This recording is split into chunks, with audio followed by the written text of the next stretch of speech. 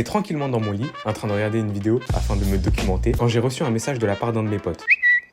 Non mais c'est un baiser lui, il se prend pour qui à envoyer des messages comme ça? Attends, je t'attrape, je vais te niquer ta... J'ai rien fait. Voilà, Je m'excuse. dis je suis une salope. Dis je suis une salope, tu vas manger une droite. Je suis une salope. Dis je suis une salope. Je suis une salope. C'est bien, je préfère. Bon bah les gars, on va faire une tier list Blue Lock, hein, écoutez. Avant de commencer, abonnez-vous les gars, faut qu'on rattrape la fraude d'Adamski 7. Bon, on va commencer cette tier list en douceur avec Igaguri. Bon, ce mec, on est tous d'accord pour dire que c'est une giga fraude, qui ne mérite pas sa place parmi les joueurs. Vraiment, il est qualifié juste par chance, il mérite vraiment d'être dans nul à chier. Ensuite, pour ce qui est de Otoya et Jiubei, je pense qu'ils ont à peu près le même niveau, donc je les mettrai tous les deux dans très fort. Ensuite, Gagamaru. Gagamaru, c'est le seul buteur qui est passé de buteur à goal. Donc je suis obligé de le mettre minimum dans monstre, parce que ce mec est tout simplement beaucoup trop fort. Pour ce qui est des 5 joueurs pro, je pense qu'on est tous à peu près d'accord. Faut les mettre dans la case légende. Je ne les mettrai pas dans la case GOAT car pour moi ce ne sont pas réellement des joueurs du Blue Lock et seuls les vrais joueurs du Blue Lock peuvent accéder à cette case. Mais ce sont quand même les meilleurs joueurs du monde, les meilleurs prodiges, donc ils méritent amplement leur place. Yoma Shigeri, le joueur le plus rapide du Blue Lock. Esso, la princesse. Esso, la panthère rose. Esso, le pleurnichard parce que il sort au bout de 77 minutes de jeu parce qu'il a mal au tibia, parce qu'il s'est fait les ligaments croisés quand il était petit. Je parle bien évidemment de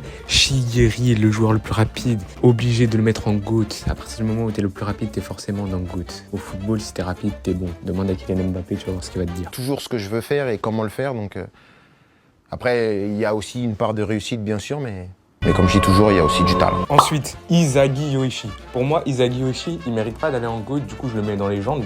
Vous me demanderiez... Pourquoi? Moi, je vous réponds parce que j'ai envie. Voilà, je suis le plus gros hater de Izagi, oui, je l'assume. Je sais qu'il est fort, mais je le déteste. Il a une progression trop fulgurante. J'ai jamais vu ça de ma vie. Il y a des joueurs qui méritent tellement plus que lui. Et lui, il est là, il gagne tous ses matchs. Oh là là, je suis le plus fort, faut que je batte Kaiser. Nique ta mère, vas-y, c'est bon, rentre chez toi.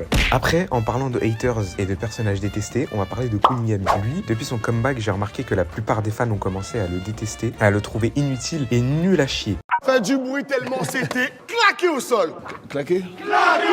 Ce qui est vrai d'un côté, mais de l'autre, ça reste un bon personnage, donc c'est pour ça que je vais le mettre dans très fort. On enchaîne avec Kuon. Lui, je le kiffe juste parce qu'il a tout compris à la vie. Tu vois, ton équipe, elle se mange des scores par des mecs avec des teintures intrigantes. Bah, tu te dis, je vais aller faire le suceur pour rester dans le jeu et réussir mon rêve. Mais bon, après, voilà, sucer des bites, ça marche pas pour tout le monde. Ok, là, on arrive sur un personnage, les gars. Alors lui... On lui a ramené du poulet braisé, là, d'un coin. Il a fondu en larmes sur le poulet. Il pleurait quasiment. Il mangeait le poulet, il avait plus de force. Il disait, c'est quoi ce poulet? C'est quoi? Celui qui fait rien, mais qui est fort quand même, hein.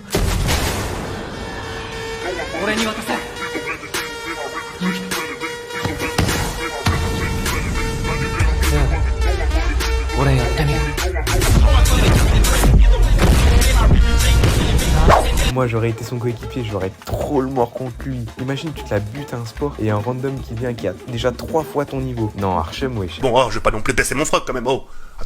Faut arrêter de prendre les gens pour des cons quand même, non?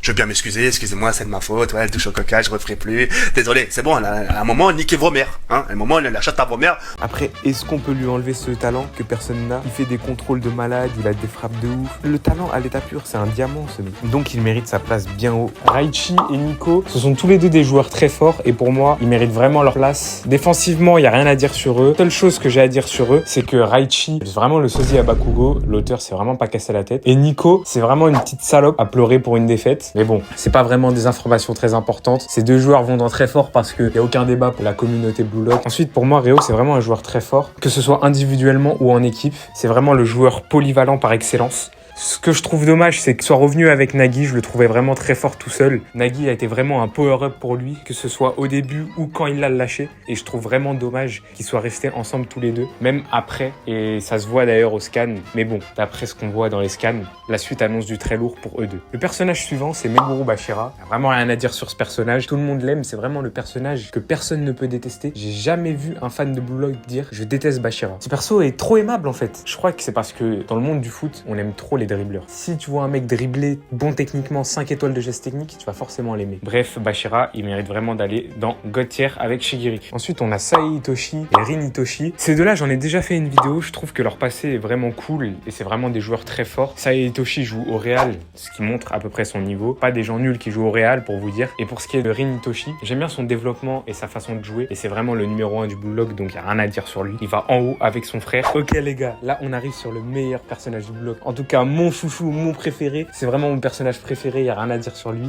En fait, c'est la réincarnation de Cristiano Ronaldo dans le manga. Barreau, c'est le meilleur joueur de tout le Blue Lock. Il a la meilleure mentalité, il a les meilleures techniques, la meilleure frappe, c'est le meilleur ego. Y a rien à dire, personne ne peut le rattraper, personne ne peut le dépasser. Barreau est tout simplement le meilleur joueur du Blue Lock. Venez dans les débats, venez dans les commentaires, il n'y a pas de souci, je vous attends de toute façon. J'en ai rien à foutre de votre avis, c'est ma tier list. Moi je dis Hagra. Barreau est le meilleur personnage du Blue Lock. Voilà. Je suçais mes collègues.